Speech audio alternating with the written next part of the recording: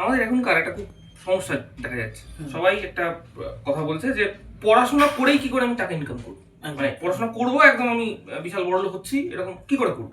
তো আমি বুঝি না তাকে কি উত্তর দেবো। বলি টোটো টোটো নিয়ে বেরোতে বলি, মোড়ের মাঝে মাঝে দাঁড়াতে বলবি, কিছু না কিছু ইনকাম হয়ে না, যাবে। সেটা অবশ্যই ঠিক, কোন প্রফেশনই ছোট না, কিন্তু এই যে ধরো যারা বিশাল বড় বড় আড়তদার হয়, কিন্তু একটা জিনিস তো মানতে হবে যে তারা ধরো অনেকেরই তাদের পেটে অনেকেরই শিক্ষা নেই, এবং অনেকেরই হয়তো তারা নিজের নামটাও সই করতে পারে।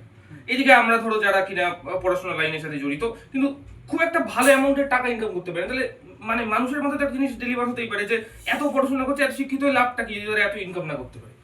আর এদিকে আড়তদারের মতো লোকজনদের দেখো, তাহলে তাদের হাতে প্রচুর টাকা কিন্তু তাদের হাতে হয়তো হয়তো শিক্ষাটা নেই। দুটো জিনিসকে আমি মেলাবো কি করে? ওই যে শিক্ষার গুরুত্বটা বোঝাতে হবে। মানে কেউ যদি শিক্ষাকে শুধু অর্থের মাপে ভাবে তাহলে সে কখনোই শিক্ষিত হতে পারবে না।